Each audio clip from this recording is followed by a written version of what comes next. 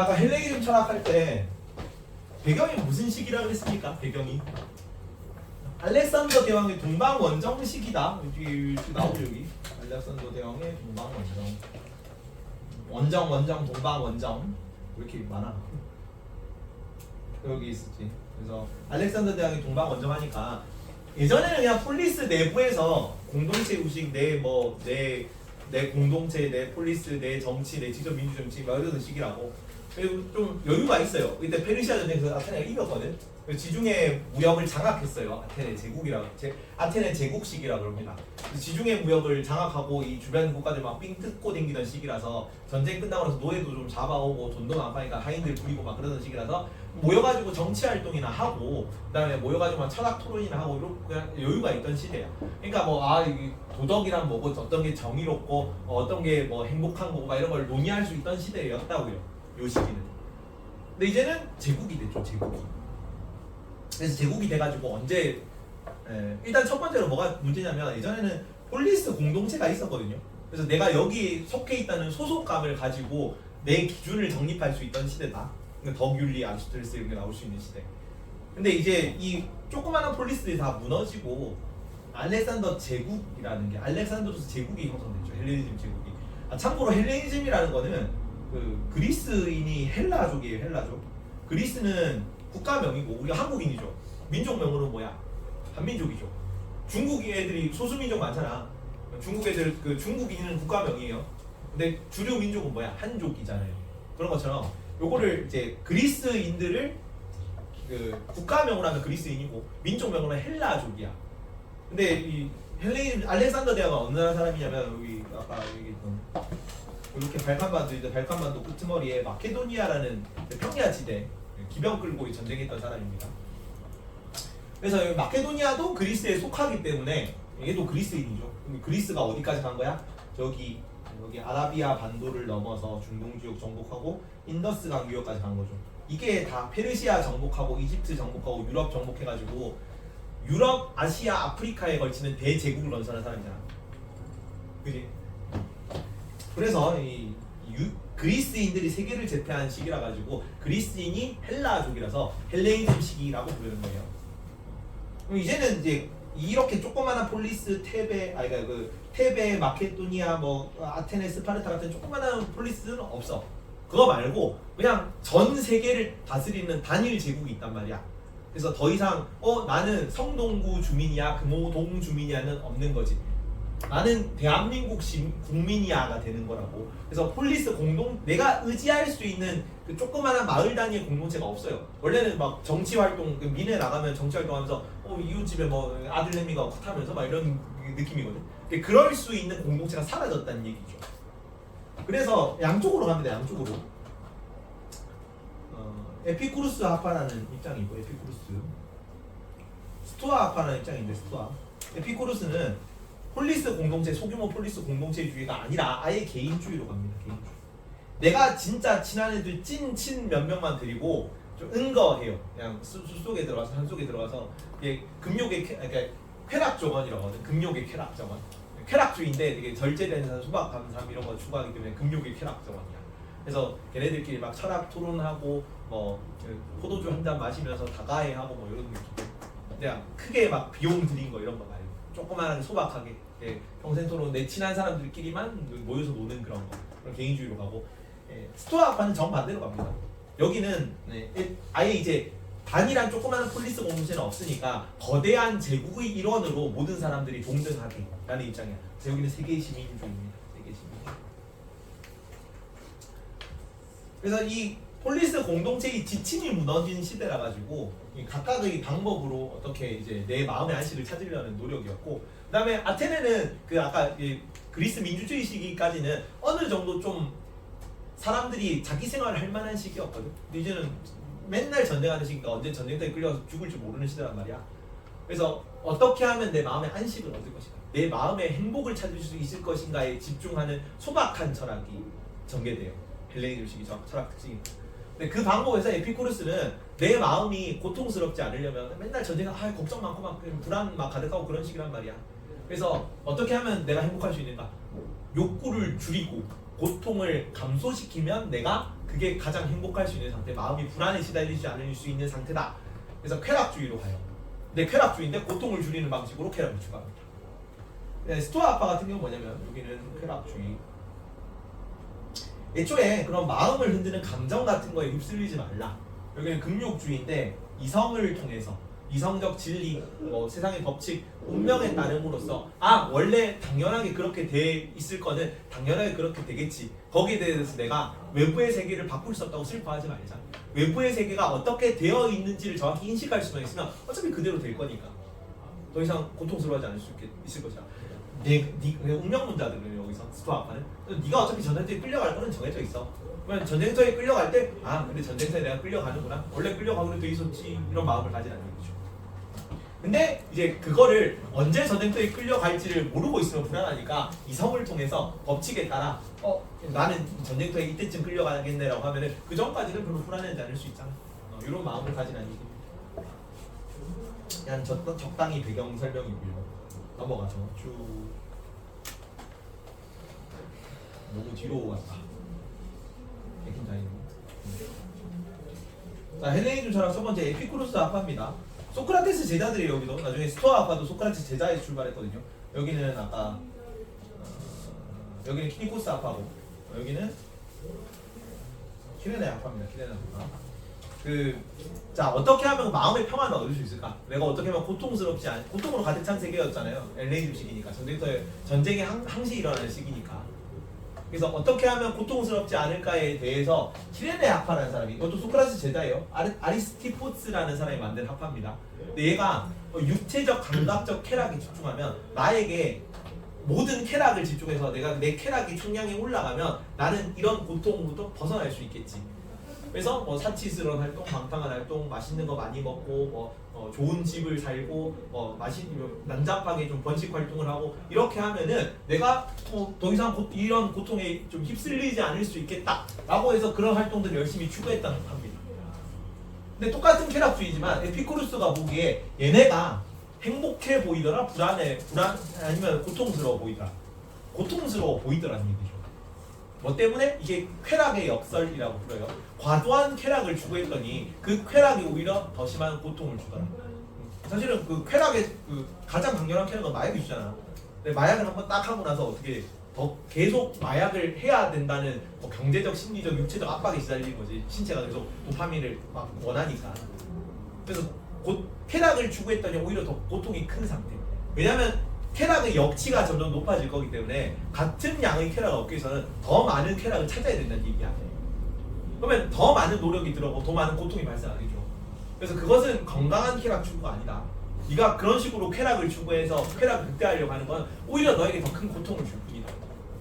그래서 너는 방법이 잘못됐어. 쾌락을 늘리는 것이 아니라 고통을 줄이는 방식으로 쾌락을 추구해야 그게 쾌락의 총량이 가장 많아. 그게 에피쿠로스 학파입니다. 그래서 얘는 쾌락주의거든. 근데 절제되고 검소하고 소박한 삶을 추구해요.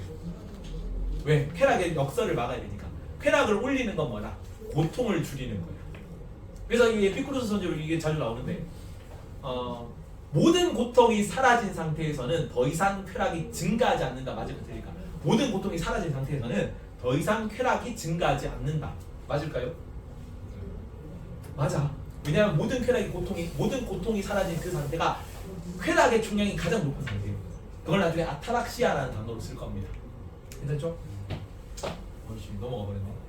자, 에피쿠로스 아파고. 자, 얘는 쾌락주의이기 때문에 뭐가 유일한 선이라고 얘기했냐면 쾌락이 유일한 선입니다. 쾌락이 유일한 선. 쾌락주의란 얘기야. 절제되고 소박하고 검소한 삶을 살긴 하지만 쾌락주의입니다. 그래서 쾌락만이 유일한 선이고 고통만이 유일한 악입니다. 근데 우리가 쾌락을 추구해야 되는데 역설적으로 쾌락을 추구하지 말아야 되는 이유는 쾌락이 더 큰 고통을 불러올 것이기 때문이죠. 그러니까 쾌락을 늘리지 말고 고통을 줄여. 자, 쾌락이 유일한 선이지만 무절제한 쾌락 추구가 오히려 쾌락의 중량을 감소시킨다. 쾌락의 역설이었지. 쾌락의 역설 때문에 무분별하고 감각적이고 육체적이고 순간적 쾌락을 추구하는 게 아니라 여기 나오는 용어들이 다 옳은 선지로 나와요. 자, 절제된, 소박한, 소극적, 절제된, 소극적, 정신적, 지속적 쾌락을 추구합니다. 나중에 밀 나올 거거든. 질적 공리주의자 밀 나올 건데 비슷한 얘기를 할 거라서 교집합을 못 읽거나. 정신적 쾌락이 육체적 쾌락보다 우월하다라고 생각하는 사람이야. 순간적 쾌락보다 지속적 쾌락이 우월하다라고 보는 사람이라고. 나중에 벤담은 질적인 차이가 없기 때문에 정신적 쾌락이든 육체적 쾌락이든 동일한 쾌락이다. 이렇게 나오는 거 입장 비교할 수 있어야 돼요. 나중에 나올 거고. 자, 쾌락을 늘리기보다 고통을 줄이는 것을 추구하는 사람이었고, 그래서 절제된 쾌락을 추구해서 쾌락의 충전량은 낮지. 하지만 쾌락의 충돌률을 늘리라는 겁니다. 이게 아타락시아의 상태. 아타락시아. 번역할 때는 평정심이라고 번역합니다. 뭐냐면은 충족량을 늘리라는 건 뭐냐면, 자, A의 내가 희망하는 게 A야. 내가 욕구하는 게 A인 거죠. 근데 B만큼 B만큼 충족이 됐어. 그러면 나는 내가 바랬던 거는 1등급인데 2등급 밖에 못한 거죠. 엄청 슬프겠죠. 눈물을 질질 짜야지. 98점 맞았는데, 맞죠? 하지만 내가 나는 한 2등급, 난 5등급만 받아도 돼. 5등급만, 이게 C입니다. C. 5등급만 받아도 됩니다. 5등급. 뭐 5등급 받으면 오씨 D가 4등급이나 받은 거죠. 그러면 B가 D보다 크거든요. 그러니까 2등급이 4등급보다 훨씬 높은 충족량인 거지. 하지만 나는 5등급만 받아도 되는데 4등급만 받아도 되니까 뛸 듯이 기쁜 거지. 그래서 이렇게 두드려 주는 겁니다. 2등급 받았겠네, 슬프겠네, 힘들지 하면서. 보통 그러고 있죠. 4등급 애들이 두드려 줬잖아, 2등급 애들. 요걸 하는 거죠, 요거를. 내가 이제 욕구를 적게 가졌기 때문에 그렇게 막 현실적으로 많이 충족되지 않더라도 나는 전혀 고통스럽지 않은 거예요. 이게 고통을 줄이는 방법이라는 얘기야. 그리고 모든 고통이 없어진 상태를 아타락시아라는 단어로 표현을 했고, 아타락시아는 무슨 뜻이냐면 8번이 아타락시아죠. 8번 아타락시아. 마음에는 불안, 육체에는 고통이 없는 상태입니다. 그냥 고통이 없는 상태거든. 근데 육체의 고통을 마음에서는 뭐라고 보는 거야? 마음의 고통이 어떤 단어인 거야? 불안인 거야. 그래서 마음에는 불안이 없고 육체에는 고통이 없는 상태가 아타락시아입니다. A가 부정적 도어예요. 그리고 타라소라는 게 고통이라는 뜻이다. 타라소가 없는 쾌락인 거죠. 고통이 없는 쾌락이 아타락시아라고. 모든 고통이 제거된 상태예요. 그래서 이게 이런 선지 아까 얘기했던 거죠. 모든 고통이 제거되면 쾌락은 더 이상 증가하지 않는다. 옳은 선지라고.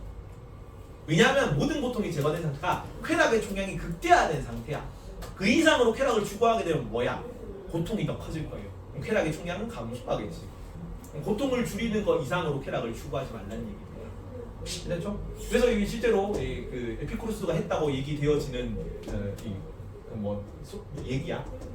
그래서 나는 물과 소박한 빵 하나면 충분하며 조그만한 거 먹으라는 얘기입니다. 그냥 그 사치 부리지 말고.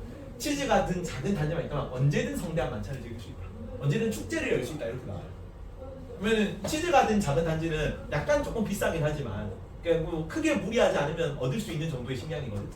그러면 이 얘기입니다. 배고플 때 컵라면, 물 소박한 빵이죠. 맨날 편의점에서 삼시세끼를 다 컵라면만 먹는 거야. 300원, 좀 비싸든 난 700원, 1000원 정도 하잖아요. 컵라면. 700원, 1000원만 맨날 먹다가 가끔씩 편의점 도시락 먹는 거지. 그러면 편의점 도시락이 뭐 진수성찬 같은 느낌. 야, 김대장 도시락, 개 존맛탱 이런 느낌인 거지. 그래서 소확행의 행복이죠. 소확행의 행복. 그러니까 정확히 소확행의 의미를 가장 잘 실천한, 생활 속에서 실천한 철학자지 않을까라고 생각을 합니다. 자, 그러면은 고통을 줄이는 방식으로 쾌락을 추구해야 되는데, 어떤 쾌락을 추구해야 고통을 줄이는 쾌락 추구냐 인거를 제대로 알아야 쓸데없이 고통이 늘어나는 걸 방지할 수 있어. 그래서 조금 세부적으로 쾌락을 나눴습니다. 자, 쾌락에는 자연적인 쾌락과 필수적인 쾌락, 혹은 자연적이거나 필수적인, 자연적이지 않은데 필수적인 쾌락은 없어요. 자연적이지 않은데 인위적인 거잖아. 자연적이지 않다는 거. 내가 본성에 돌아가는 게 아니야. 본성에서 우러나지 않는 건데 꼭 해야만 하는 쾌락은 없다고. 그래서 이거 XO는 존재하지 않습니다. 그래서 O, X, XX까지만 있습니다. 3개만 있습니다. 자, 욕구 구분하는데 자연적이고 필수적인 쾌락이 있어요. 의식주의에 대한 기본적인 욕구입니다. 내가 반드시 해야 되는 거. 이거는 충족시켜야 돼. 그리고 자연적이긴 하지만 필수적이지 않은 쾌락이 있어요. 사치스러운 음식. 그러니까 내가 컵라면 먹으면 되지. 컵라면 먹고 살 수 있잖아. 근데 맨날 애슐리를 먹고 싶어. 애슐리를 가려면 돈을 많이 벌어야 될 거 아니야.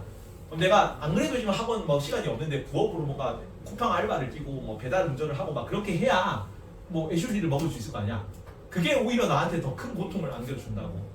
사치스러운 음식을 욕구하니까 네가 안 그래도 수업 준비 때문에 힘든데 쿠팡 알바까지 뛰어야 되잖아 하는 거지.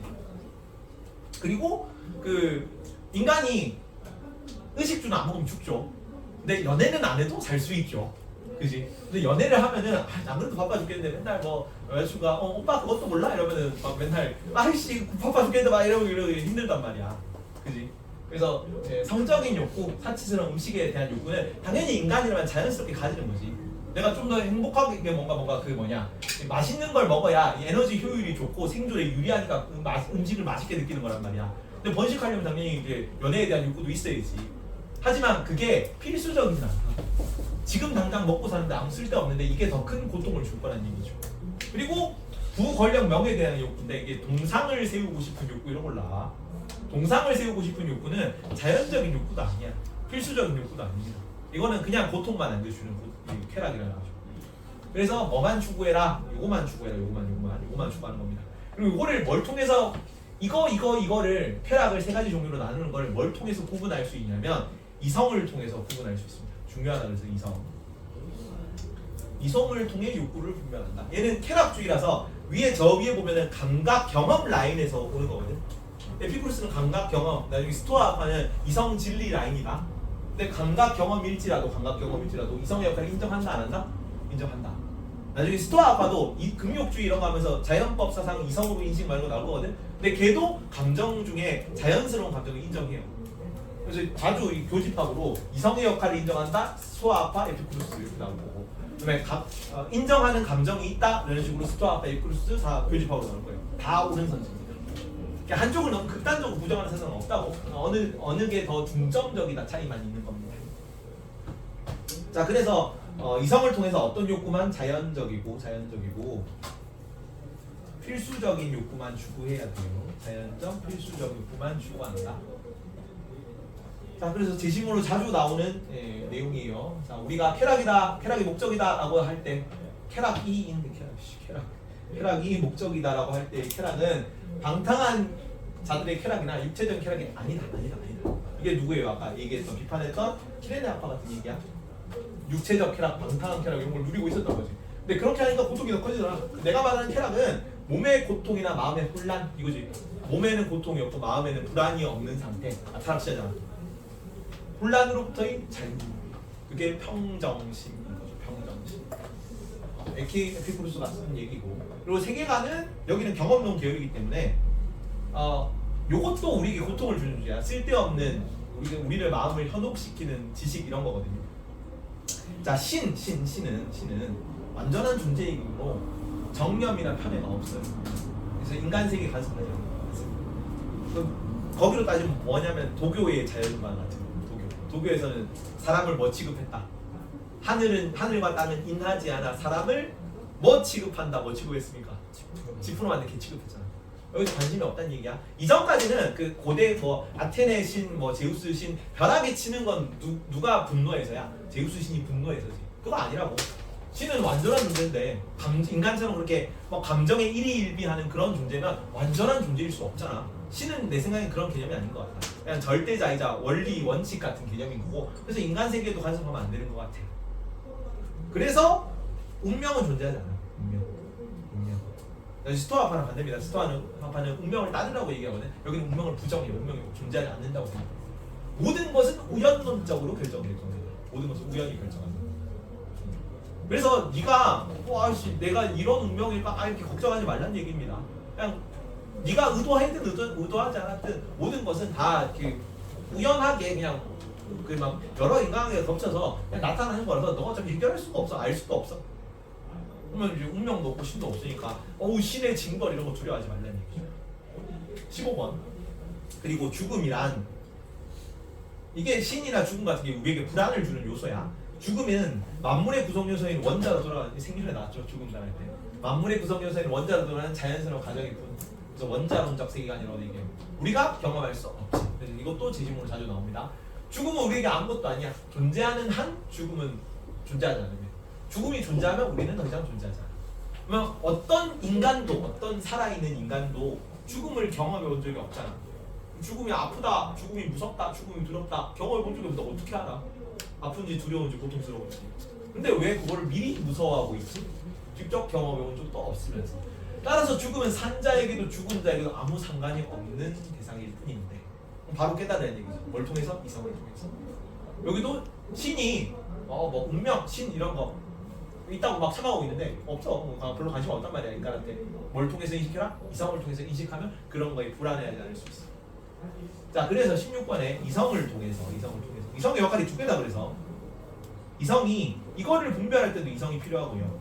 자연적 필수적 욕구를 구별하는데도, 그리고 신, 운명, 죽음에 대한 잘못된 믿음을 제거하는 또 이성이 필요해.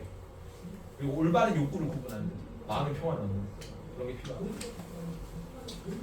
그 예전에 궤도 아저씨가 그 얘기했잖아. 그 지평자폭에 어떻게 고정하셨냐고 그 얘기. 귀신을 보면 제일 먼저 그거부터 물어봅시다. 지평자폭에 어떻게 고정하고 계십니까? 그러면 지평자폭에 고정하고 있다는 얘기는 뭐야? 귀신이 아니라는 얘기죠. 이게 형체를 가지고 있다는 얘기잖아.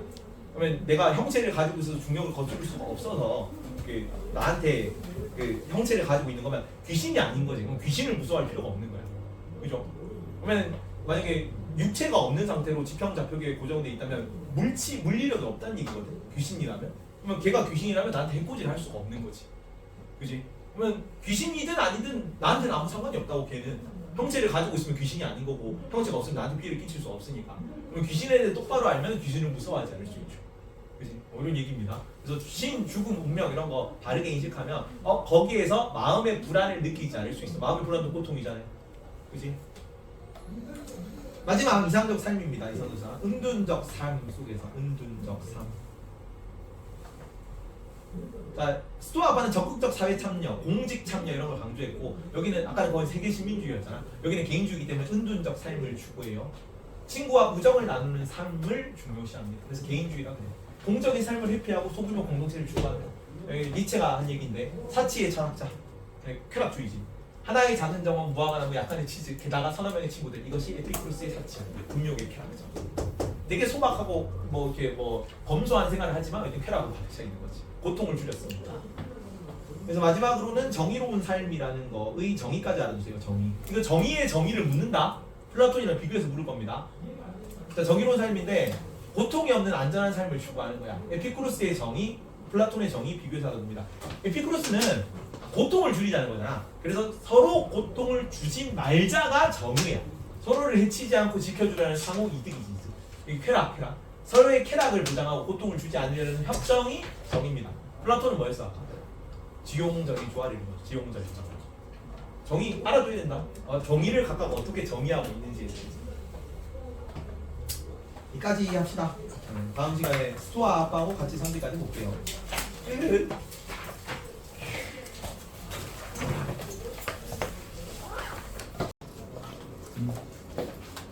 스토아 아빠인데 에피쿠로스 아빠도 소크라테스 제자에서 출발했거든요. 그거 가지고 아리스티코스라고 키레네 아빠 얘기했던 거. 감각적 무절제한 쾌락 이런 거 추구해가지고 쾌락의 역설이라고 에피쿠로스 아빠한테 비판받았던 사람들이죠. 그리고 또 소크라테스 제자 중에 아리스토 배우는 키레네 아빠고요. 키니코스 아빠라는 게 있어. 안티스티테네스 이런 거. 키니코스 아빠의 이 C가 키니코스 할 때 그게 앞 글자가 C거든요. K가 아니라.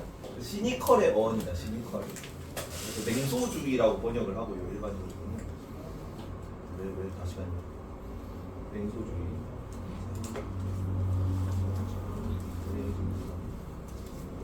요거 대표적인 인물이 안티스티네스가 알렉산더 대왕한테 원하는 게 뭐가 있느냐라고 했을 때 그냥 태양빛을 가리고 있으니 좀 비켜주시오라고 얘기했던 그 친구입니다. 그래서 거기도 이제 소크라테스 영향 받은 제자들 중에 하나야. 손 날라가.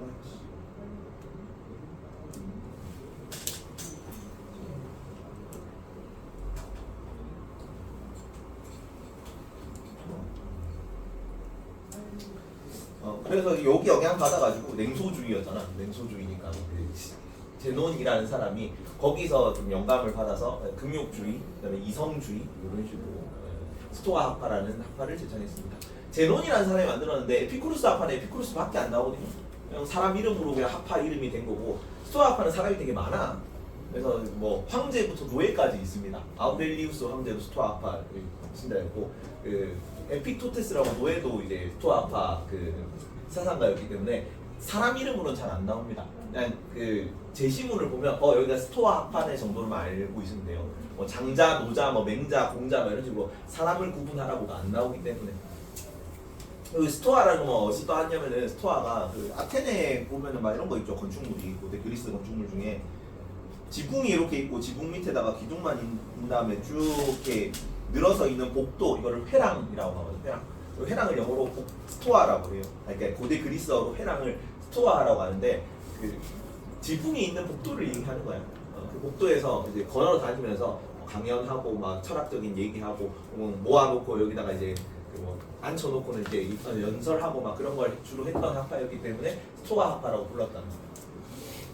스토아 학파는 여기는 이성주의, 긍욕주의가 아니기 때문에 뭘 좀 되게 부정적으로 보냐면 감정 그 자체를 그렇게 긍정적으로 평가하지 않아요. 감정은 여기 정념이라는 단어로 나옵니다. 같은 말이고요. 감정이라고 생각하면 돼요.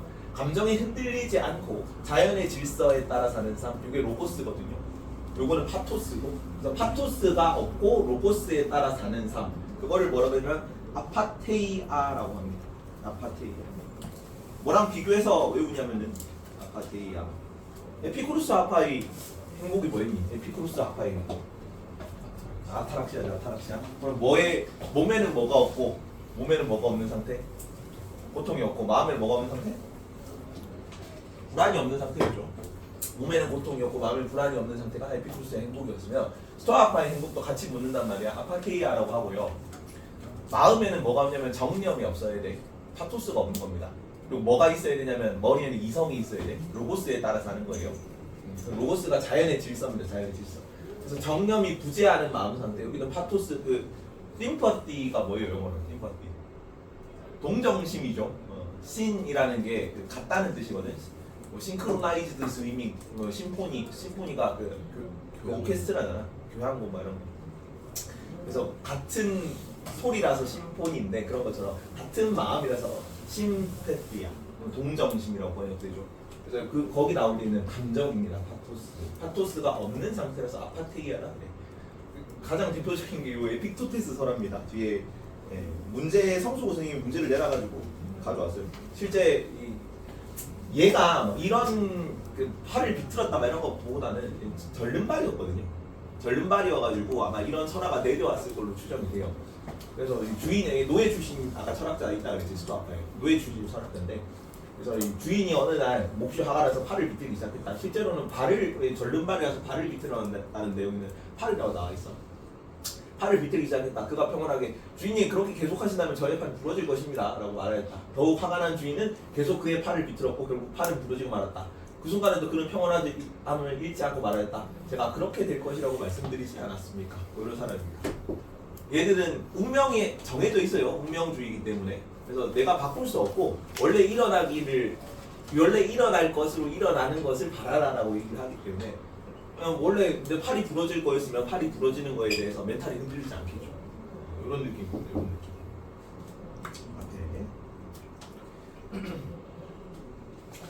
그래서 이 팔이 부러지는 상황에서도 감정이 흔들리지 않는 거야. 당연히 팔이 부러지게 부러졌네. 이렇게 아무렇지도 않은 마음 상태로 있는 거. 이런 게 이제 질서에 따른 상 아파테이아라고 한다. 그런데 모든 욕구 부정하잖아요. 여기 뒤에 나오겠지만 자연법 사상이다. 자연법 사상. 생윤에서 아퀴나스 자연법 나왔죠. 그 아퀴나스 자연법에서 뭘 따르는 게 선이다? 자연적 성향을 따르는 게 선이지. 여기도 운명은 원래 자연적으로 일어나기로 되어 있는 것대로 일어나는 게 자연법이란 말이야. 근데 자연법이 우리에게 뭘 준 거야? 자연적 성향을 준 거잖아. 그럼 자연스러운 감정은 괜찮은 거야. 그거는 운명에 따르는 겁니다. 가족의 인류에 대한 자연스러운 욕구. 그거 말고 인위적인 욕구 말고 내가 괜히 뭐 원래 자연스럽지 않은데 그러니까 내가 부귀영화를 누리고 싶다, 명성을 누리고 싶다는 자연적인 욕구가 아니죠. 그거는 먹고 싶다, 뭐 자고 싶다 이거는 본성적인 건데 뭔가 동물들도 추구하지 않는 그런 쾌락은 인간만 추구하는 쾌락은 인위적인 거라고 본단 말이야. 그래서 그런 걸 따르지 마라. 그런 욕구는 부정해라 라고 얘기를 하는 사람입니다. 다음 세계관. 인간은 모두 로고스 이성입니다. 이성 자연 법, 뭐 세계 질서, 우주의 법칙 뭐 이런 게 다 로고스라고 봐요. 이성을 가지고 있다. 로고스를 가지고 있고 그런 측면에서 평등합니다. 그래서 다음이랑 같은 말인데 사회 평등 사상, 만민 평등주의. 여기는 만민 평등 사상이에요. 만민 평등 사상, 만민 평등, 사회 평등, 세계 시민 사상. 나중에 로마 시민법에 영향을 끼칠 겁니다. 자, 폴리스 공동체, 조그마한 소규모 공동체죠. 소규모 공동체가 멸망하고 자기 이제 마음의 안식처를 잃어버리니까 사람들이 양극단으로 간다고 해서 에피쿠로스는 어디로 갔습니까? 아예 개인주의로 가버렸죠. 공동체주의가 사라졌으니까.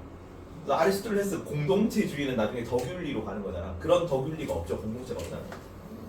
그래서 이 에피쿠로스 같은 건 아예 개인주의 극단으로 갔고 은둔적 삶 이런 걸 추구했고 스토아파는 아예 정반대로 갑니다.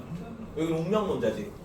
지금 제국이 세계 제국이 들어서는 게 공동체가 무너지는 게 폴리스가 무너지는 게 운명이라면 순응해야지. 그래서 제국 질서에 적극적으로 참가하라는 얘기를 해요. 여기는 세계 시민주의다. 그래서 나중에 이 엄청 큰 넓은 제국이죠. 그 넓은 제국에 민족도 다르고 언어도 다르지만 헬레니즘 제국의 지배를 받는 모든 시민이랑 나랑 동등하자. 이게 시민이야. 그래서 만민평등, 사회평등. 그리고 나중에 로마가 비슷한 헬레니즘 제국 이후에 지중해랑 지중해 전역을 제패한 제국이잖아. 로마 제국의 시민법에도 영향을 끼치겠지. 다음, 이성이 어디에나 존재한다는 것은 모든 존재의 신이 있다는 것이다. 자연법 사상이라 그래. 그래서 나중에 스피노자의 범신론,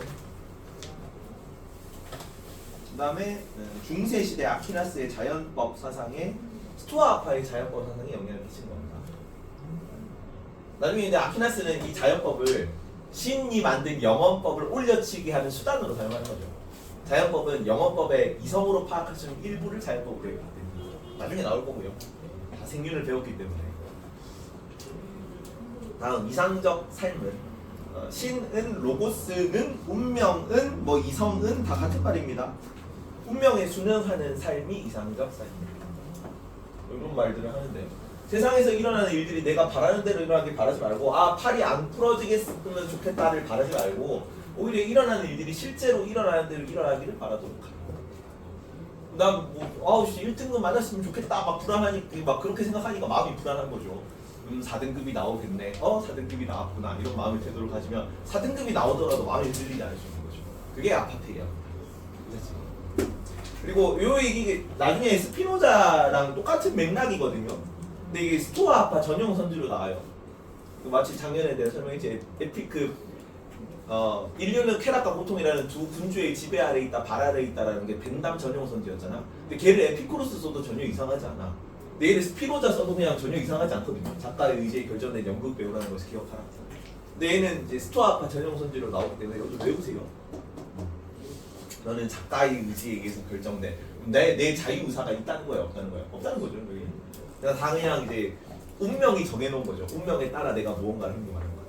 그러니까 지금 내가 알테네 때랑 다르죠. 지금 세계가 너무 급변하고 막 전쟁식이고 내가 언제 끌려가서 죽을지 모르고 그걸 내가 어떻게 할 수 없단 말이야.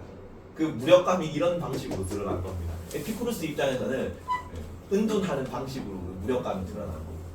그냥 뭐 따르면 되지. 어떻게 하면 좀 계속 마음이 불안하고 전쟁이 많고 막 그런데 마음의 평화를 얻을 수 있을까? 포기하면 돼. 포기하면 변해라는 거죠. 그래서 인내하라, 금욕주의, 단념하라, 운명론이지.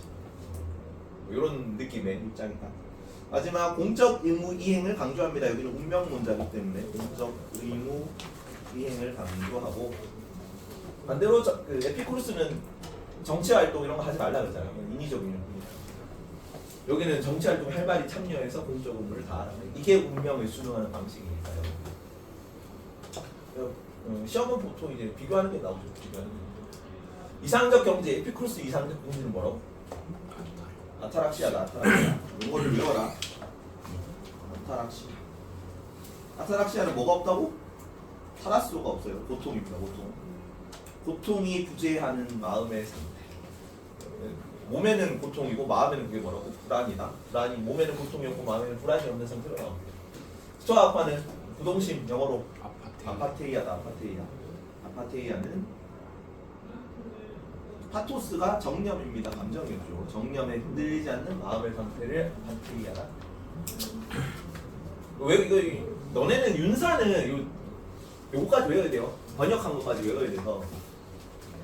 저번에 이거 얘기했나? 아타락시아인데 그 차종 중에 에쿠스라는 차종이 있어요. 얘기했지 이거. 얘기 안 했나? 윤사 때는 얘기 안 했는데. 에쿠스라는 차종이 있는데 그 제네시스 이전 모델이야. 그래서 국내 차 중에 외제차 말고 국산 차 중에서는 약간 최고급 품종이에요. 지금은 단종됐습니다, 에쿠스는. 근데 이제 여기가 토박하고 검소한 쾌락을 즐기자는 거잖아. 외제차 이런 건 너무 그 뭐랄까 좀 과분한 욕망 추구고. 그래서 외제차 같은 거 타지 말고 뭐 정도로 만족하라고 에쿠스 정도 타면은 평타는 친다 이렇게 외웁니다. 평정심 아타락시아야. 에쿠스 타면 평타는 친다. 평정심 아타락시아. 아타락시아랑 평정심까지 같이 외워야 된다는 얘기입니다. 스토아 아파죠. 스토아 아파는 스토아가 매점이잖아. 매점. 스토아. 근데 스토아가 뭐가 없냐면 아파트 스토아에 아파테이아죠. 아파트 스토아에 뭐가 없어? 등심이 없어요. 등심 같은 거 안 팔 거 아니야 거기는. 편의점 도시락 정도 팔겠죠. 그래서 아파트 스토아에 등심이 없다 이렇게 외웁니다. 등심이 있어.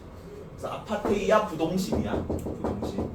그치? 여기는 아타락시아 평정심. 쿠스 타면 평타는 친다. PPT를 만들었으면 내가 기깔나게 잘 만들 수 있는데 이런 거 가지고 교재 다 만들고 나서 다음에 PPT 만들면 그때 이제 그런 드립을 그런 식으로 치도록 하겠습니다. 넘어가고요. 외워라. 요까지 외워야 된다. 고2는 외워야 된다. 고2. 제시문에 뭐 마음이 평정한 상태라는 식으로 나와. 여기는 뭐 흔들리지 않는다는 식으로 나와. 이게 사실은 이게 아타락시아든 아파테이아든 결과적으로 비슷해요. 둘 다 검소하고 소박한 삶 맞아 틀려. 둘 다 검소하고 소박한 삶이야. 이게 쾌락주의인데도 검소한 삶이었죠. 그지? 그래서 결과적으로는 둘이 비슷하기 때문에 잘 구분이 안 가. 제시문에서 그래서 뉘앙스 보고 구분해야 되는데 뭐 검소하고 소박하다 이런 거 가지고 구분을 못 하거든. 그래서 여기는 흔들리지 않는다는 단어를 키워드로 잡아야 되고 여기는 평정한 마음 상태라는 용어를 가지고 문맥을 가지고 키워드를 잡아야 돼서 요까지 외웁니다. 왜냐면 제시문 뉘앙스로는 비슷해요. 애들이 똑같이 나온다. 다음 세계관에서 에피쿠루스는 여기는 우연론적 세계관. 여기는 따로 신 자체는 있지만 신이 별로 인간한테 관심 없다 그러죠. 그래서 여기는 우연론적 세계관입니다. 우연론적이고 그리고 뭐 만물은 신의 섭리대로 막 이런 거 움직이는 막 그런 게 아니라 운명 같은 것도 없고 우연론적이고 그리고 원자가 잠깐 묻혔다가 흩어졌다 이렇게 세상의 만물은 원자다. 데모크리토스라고 이제 자연 철학자 중에 이전에 여기 밀레토스 학파에서 자연 철학하는 사람들 중에 데미크리토스라고 있었잖아. 만물의 근원은 원자라고 얘기했던 그거 계승한 거예요.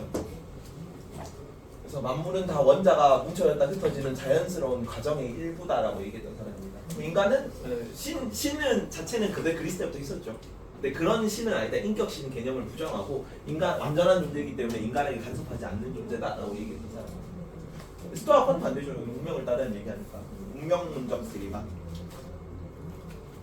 운명론적 세계관. 외부 요인을 변경할 수 없기 때문에 이 요인이 자주 나온다. 우리가 바깥 요인을 결정할 수 없죠. 우리가 뭐 하고 싶다 그래서 우리 마음대로 되는 게 하나도 없잖아요. 근데 우리는 뭐는 바꿀 수 있다고? 내 마음의 상태는 바꿀 수 있다고. 그래서 외부 요인을 변경할 수 없기 때문에 내부적 요인을 변경하라는 얘기지. 원래 팔이 부러지는 게 결정돼 있었기 때문에 거기에 대해 안달복달 하지 말고 팔이 부러지는 걸 당연하다고 받아들이는 방식으로 마음의 평화를 찾으라는 얘기죠. 그래서 운명론적 세계관. 다음 바람직한 삶의 태도. 여기는 개인주의였죠. 개인주의. 숨는 거고요. 은둔적 삶. 여기는 반대로 세계 시민주의였기 때문에 세계 시민주의. 공적 의무를 이행하는 겁니다. 여기 빈칸이 좀 많이 뚫려 있는데 이게 총 정리라서 그런 거야. 다 외우세요. 세계 시민주의, 공적 의무 이행. 그리고 바람직한 삶의 태도에서 여기는 정의로운 삶을 강조했는데 여기에 정의의 정의가 뭐였는지까지 기억합니다. 플라톤 정의랑 기억해라. 비교하는 거 한번 나왔다. 플라톤의 정의는 뭐였니? 지용절정이었죠. 지혜, 용기, 절제가 조화를 이룬 상태가 정의였고요. 여기의 정의는 서로 간에 고통을 줄여주자는 거잖아. 그래서 상호 피해를 끼치지 않으려는 상호 이득을 위한 협정이 정의다. 서로 해치지 않으려는 협정이야. 정의문사. 그러니까 개인의 쾌락을 늘리고 고통을 줄이는 과정이 되는 정의라. 여기는 로고스가 뭐였다? 이성, 뭐 세계 질서, 자연법에 따르는 이게 로고스였고요. 자, 그리고 에피쿠루스도 이성의 필요성을 인정해 안 해? 에피쿠루스한테 모든 이성을 제거하고 아니죠. 이성인데 어떤 측면에서 이성이 필요했었지? 두 가지 다 기억하세요. 일단 욕구를 구별해야 돼. 무슨 욕구를 구별해야 돼? 자연적이고 필수적인 욕구를 구별해야 돼. 그리고 뭐를 바로 알아서 마음의 고통을 줄여야 돼.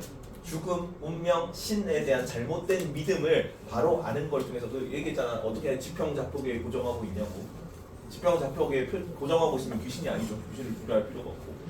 귀신인데 그 지평 실제로 귀신이면 나한테 물리력을 행사할 수 없으니까, 그지? 나한테 피해를 끼칠 수가 없고 바로 알면 귀신을 두려워하지 않을 수 있다. 그래서 이성의 필요성을 인정하는데 욕구 구분 플러스 신, 운명, 죽음에 대한 잘못된 믿음을 제거하기 위해 이성이 필요하다까지 둘 다 알아둡니다. 그리고 욕구를 아예 부정한 건 아니다까지 기억하세요. 스토아파. 나중에 똑같이 나온다. 흉도 주정주의거든. 감정 중시하는 사람인데 거기도 이성 역할을 인정하고요. 나중에 스피노자도 이성 굉장히 중요하다고 생각하는 건 사람인데 그 정념의 속박에서 벗어나라 막 이런 얘기하거든. 근데 자기 보존을 증진시키는 긍정적인 감정은 인정해요. 그래서 완전히 감정을 부정해라, 완전히 뭐 이성을 부정해라 이런 학자는 없다. 없습니다. 극단적으로 나오면 다 틀렸어요. 모든 사람 공통으로. 이성 필요성을 여기 인정하는 거, 여기도 자연스러운 욕구는 인정하는 거야. 자연스러운 욕구. 어떤 감정이냐면 가족의 인류애 같은 자연스러운 욕구를 인정한다. 여기는 나중에 누구한테 영향 끼칠 거냐면 경험론, 공리주의 이런 데 영향을 끼칠 겁니다. 경험론, 공리주의. 쭉 한번 정리한 적 있었죠. 나중에 그 영국 경험론조, 그다음에 영국 공리주의 쪽, 이쪽에 감각 경험 라인으로 쭉 내려오는 이쪽 계열 중간다리 아이가. 그다음에 여기 이성 진리 라인으로 쭉 내려오는 애들의 중간다리입니다. 그래서 범신론, 아퀴나스, 스피노자 범신론, 아퀴나스 자연법 사상 이런 거에 영향을 끼칠 겁니다. 이런 내용을 했습니다. 선지를 본다. 선지를 넘어가서 에피쿠루스 아파. 나무 에피쿠루스 아파에서는 덕이 쾌락을 주지 못한다면 덕을 버려야 한다고 볼까요? 맞을까? 맞다. 에피쿠루스의 덕이라는 건 뭘까? 에피쿠루스의 덕이라는 거는 어떤 게 덕일까요? 우리 뭐 그 덕윤리 할 때는 아리스토텔레스는 뭐 이런 거 얘기했죠. 뭐 이성의 타고남 이런 거 얘기했잖아. 근데 얘는 어떤 게 덕이라고 보냐면 내 고통을 줄여주는 게 덕이야. 왜 절제하고 온화하고 뭐 용기 있어야 되냐면 그게 내 고통을 줄여주기 때문에. 그리고 고통을 줄여주는 게 도덕적인 거라서 고통을 줄여주지 못한 고통을 늘리는 거잖아. 그건 도덕 자체가 아닙니다. 이해가죠? 뭐 너가 예의 바르게 살아야지. 근데 그게 나한테 더 고통을 주잖아. 예의라는 거는 도덕적 덕목이 아닌 거지. 개인주의적 쾌락주의잖아요. 그죠? 내 개인의 고통을 줄여주는 것을 그냥 도덕적인 거라고 지칭하는 거예요. 근데 쾌락을 주지 못해? 내 고통을 줄여주지 못해? 그럼 그건 덕이 아니지. 그걸 버려야죠. 그래서 옳은 선지.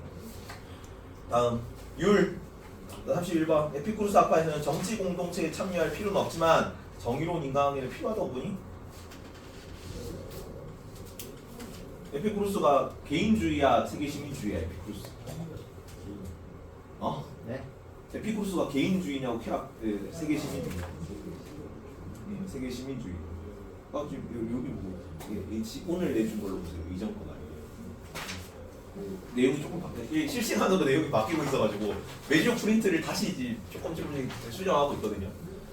그래서 계약하면 교재로 이렇게 철회 제본해서 주겠습니다. 사실 여기 정치 공동체에 참여할 필요가 있어 없어? 에피쿠루스가 개인주의야, 세계 시민주의야? 개인주의잖아. 스토아파가 세계 시민주의였고 에피쿠루스 개인주의죠. 정치 공동체에 참여할 필요 없지. 근데 정의로운 인간관계 필요해 안 해? 필요했다. 산. 에피쿠루스의 정의가 뭐였어? 에피쿠루스의 정의. 서로 고통을 주지 않으려는 상호 이득을 위한 협정이 정의였다. 용어 외워라. 플라톤 정의랑 비교해서 알아들었죠. 플라톤의 정의는 지용절이 조화를 이룬 상태. 다 외우십시오. 그래서 정의로 인간에는 필요한 거죠. 뭐 나오고. 지훈이, 자, 에피쿠로스 아파에서는 인간의 본성과 상관없는 믿음으로부터 파생된 욕구 뭘까요 이게? 인간의 본성과 상관없는 믿음. 뭐? X 미안하다 안 시킬게요. 미안. 이게 인간의 본성과 상관없는 믿음이라는 거는 자연적이지 않은 욕구라는 얘기야. 뭐만 추구하랬어? 자연적이고 필수적인 욕구만 추구하랬죠. 자연적이지 않은 욕구는 경계해야 되는 거죠. 그것이 맞습니다. 그런 건주. 건주야. 33번. 에피쿠로스 아파에서는 어떤 것이 좋음의 가치를 지닌다고 해서 반드시 그것을 추구해야 할 것은 아니라고 봅니까? 맞니? 맞을까? 맞다. 뭔 얘기냐면 이거는 좋음의 가치라는 거는 에피쿠로스 때는 쾌락을 준다는 얘기야. 근데 쾌락을 주는 게 반드시 그것을 추구해야 하는 것입니까? 아니야. 뭔 얘기냐면 쾌락과 고통의 총량을 비교해서 쾌락을 더 많이 올려주는 게 좋은 거야. 근데 어떤 쾌락이 어떤 것이 쾌락을 줘 좋음의 가치를 지녀. 근데 고통을 더 많이 주잖아. 추구하지 말아야죠. 나중에 공리주의도 똑같이 나온다. 같은 맥락으로 고통과 쾌락의 총량을 이 쾌락의 역사를 얘기하는 거지. 그지? 어떤 것이 좋음의 가치 마약 말해가지고 막 쾌락 많은 쾌락을 주지만 큰 고통을 주니까 그것을 추구하지 말아야죠. 추구해야 하는 것은 아니라고 보는 거니까 맞는 선지입니다. 성민아 34번. 에피쿠로스 아파에서는 죽음이 고통이란 죽고 나서야 느껴지는 것이므로 살아있는 동안에는 죽음을 두려워할 필요가 없다? 맞니? 아니요. 맞잖아. 이게 애초에 고통 자체. 맞다. 고통이랑 같이. 그치?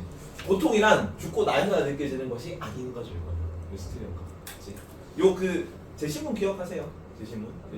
내가 살아있는 동안은 고통을 경험할 수 없고 죽고 나서는 내가 없고. 그래서 그 어떤 사람도 죽음을 경험한 적이 없는데 왜 고통을 두려워하는 것이냐? 죽음을 두려워하는 것이냐 여러분. 고통이란 죽고 요게 낚시죠. 고통이란 죽고 나서야 느껴지는 것이기 때문에 아니죠. 고통은 죽고 나서는 내가 없으니까 못 느낍니다. 산 35번. 에피쿠로스 아파에서는 모든 고통을 제거하면 더 이상 쾌락을 필요로 하지 않는다고 봅니까? 맞아요. 두 번이 나왔다. 수능 윤사도 나오고 형사 A신문에 똑같이 나왔다.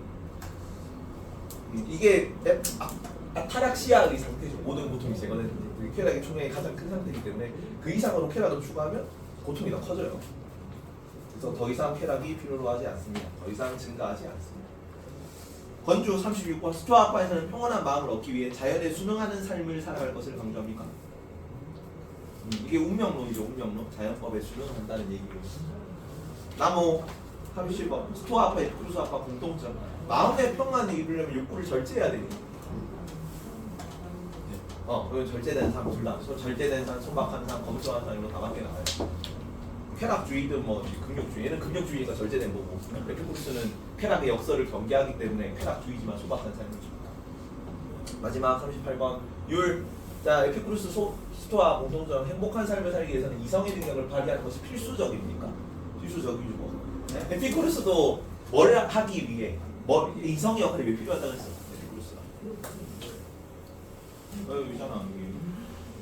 자연적 필수 욕구의 부분을 위해 플러스 죽음, 신, 운명에 대한 잘못된 믿음을 제거하기 위해 이성이 필요하다. 뭐 이런 내용이 나올 수 있다. 뒤에 문제 2개인데 짧게 풀어보시죠. 1번.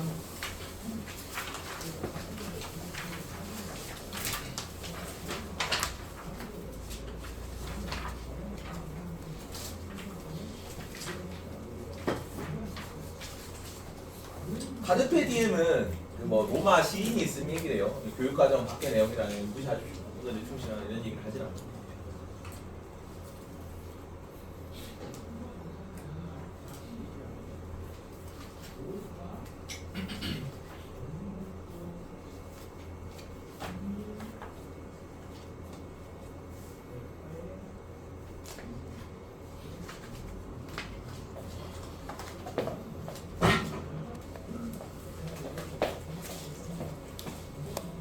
자, 성수 통사 22-4는 오늘의 충실하는 건 아니랬고 자연의 수능 복종 맞습니까? 운명론적이고요. 정념에서 벗어나라 맞니? 아파테이아죠. 파토스의 번호라는 얘기고 공적인 삶을 숨어서 라테 비오사스라 그래요. 이거는 에피쿠로스 입장이죠. 그래서 디귿, 니은 디귿이고 요거는 갑은 누구야? 어떤 사람? 아리스토텔레스고 을은 여기는 쾌락이 어쩌고 시작과 끝하니까 에피쿠로스예요. 행복은 모든 인간의 궁극적 목적 맞습니까? 갑. 그러니까 모든 존재가 기능을 가지고 있고 인간의 기능은 뭐고? 이성이고, 그지? 그리고 인간의 궁극적 목적은 뭐고? 행복이고, 그지? 둘 다 기억하세요. 그래서 궁극적 목적이 행복이라고 얘기하는 건 아리스토텔레스 입장 같고 행복론적. 유독함이 행복을 증진시키지만 행복의 필수 조건은 아니다. 아리스토텔레스. 덕에 따르는 영혼의 활동이 행복이지.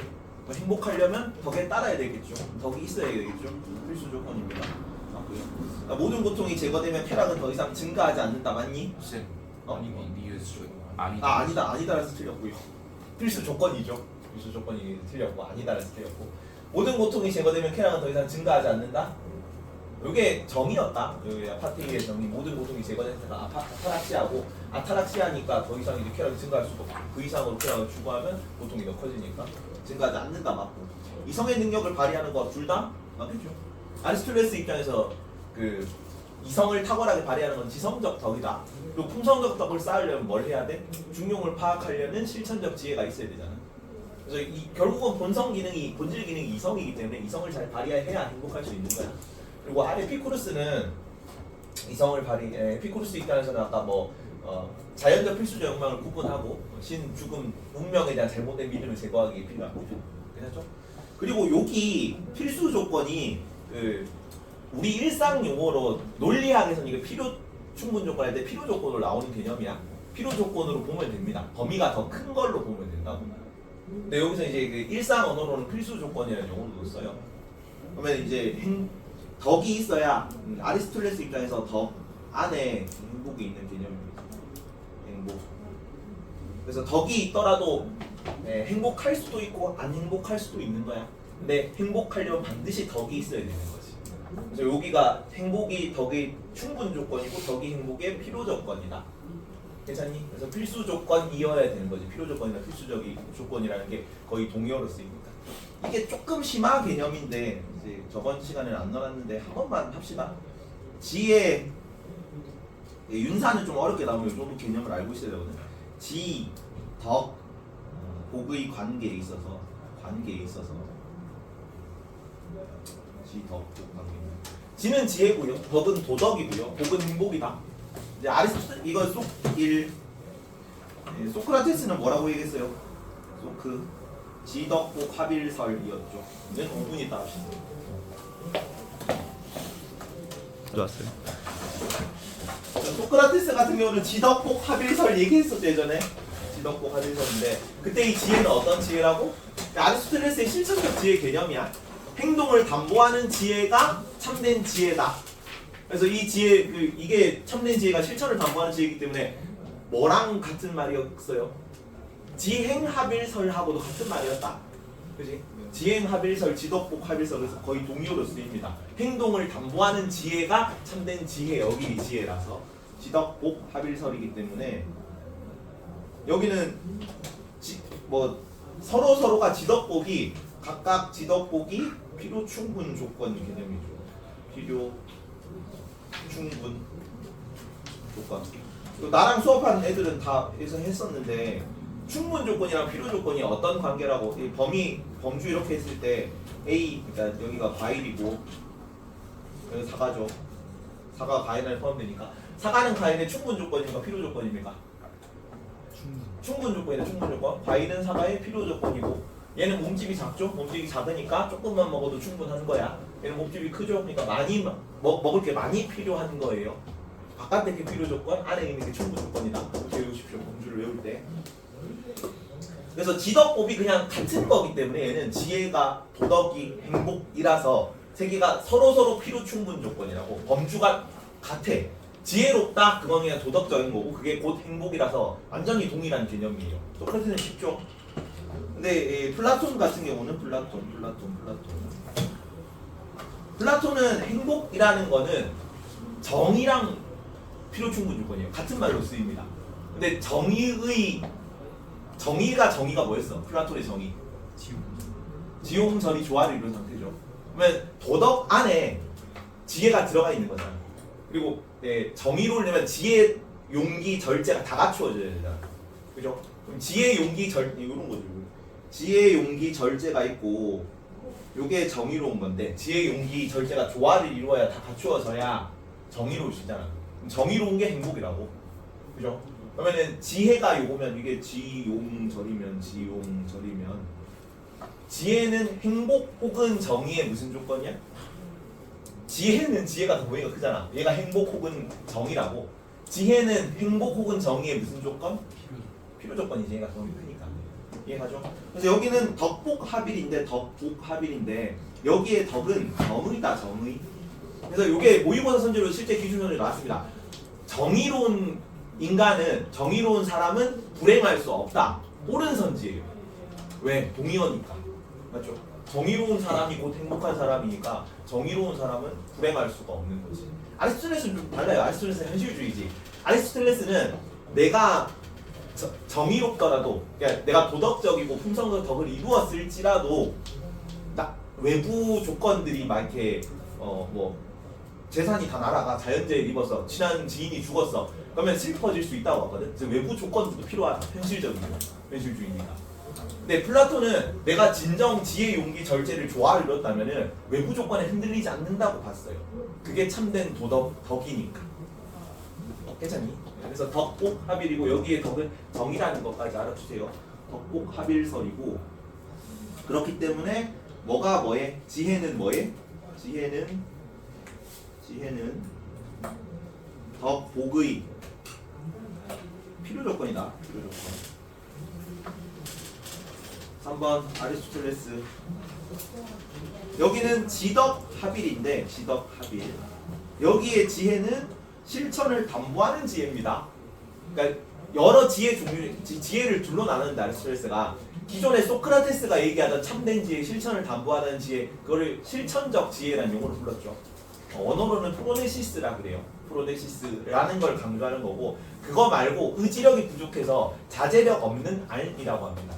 알고는 있지만 의지력이 부족해서 실천하지 못하는 그런 지혜를 자제력 없는 암, 원어로는 아크라시아라고 번역해요.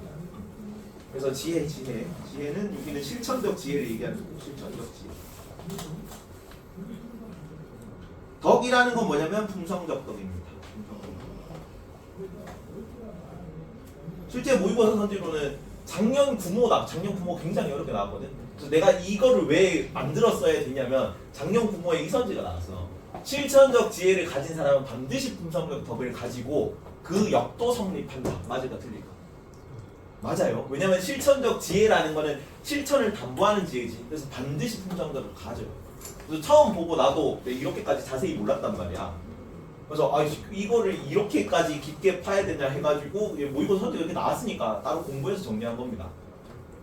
근데 가면 갈수록 내용이 고여가지고 점점 어려워지고 있어서 어쩔 수가 없다. 다 정리를 하십시오. 실천적 지혜가 품성적 덕이고, 그러면 이제 행복이라는 거는 어때? 행복이라는 거는 여기 지덕이 있는데 여기 지덕이 여기는 실천적 지혜, 여기 품성적 덕이잖아. 그 안에 행복이 있는 거죠. 왜냐하면 외부 조건도 필요하다고 했잖아요. 행복은 지덕의 지덕은 행복의 필요 조건이 되는 거죠. 네? 자, 그러면 이게 이런 느낌이 이제 느낌적으로 정리가 된 상태에서 위를 한번 봅시다. 여기는 지혜의 일부다. 지가 덕과 합 똑같다고 했지만 실천적 지혜만 콕 집어서 덕이랑 똑같은 거야. 지혜 안에는 뭐 철학적 지혜라든가 자제력 없는 알미라든가 철학적 관조라든가 이런 것도 쭉 있었죠. 요거 이제 똑같다 그럴 때는 요거 두 개만 얘기하는 거다. 덕도 지성적 덕도 덕이긴 덕이잖아. 그러니까 실천적 지혜와 품성적 덕이 같다는 얘기고 착각하면 안 돼. 자, 그러면 요 이제 유덕함이 행복을 증진하지만 아리스토텔레스 입장이죠. 덕이 행복을 증진하긴 하지. 하지만 필수 조건이잖아. 왜냐면 필요 조건이잖아. 아리스토텔레스 입장에서는 지혜는 행복의 필요 조건이니까 지혜가 더 큰 범위라고. 지혜 더 그럼 반드시 이성이 필요한 거. 반드시 지혜가 필요한 거지. 그냥 나왔길래 가져와봤어. 이거를 약간 심한 내용이긴 한데 모의고사 풀려면 내신도 뭐 어렵게 나오는데 모의고사는 이 정도 수준으로 나오고 있어가지고 윤사가 원래 생윤보다 사상과 사상은 되게 더 딥하게 나와요. 생윤은 정해져 있잖아. 뭐 노직 롤스 뭐 이런 거, 그다음에 뭐 분배정이랑 저기 뭐 세계평화, 그다음에 뭐 동물 환경윤리 막 이런 거 그기가 좀 어렵게 나오죠. 근데 여기는 좀 전반적으로 좀 전반적으로 그냥 다 좀 높게 나오는 편이야. 철학가들 사상. 넘어갑시다. 리즘까지 봤고요. 다시 이제 중세 철학으로 갑시다.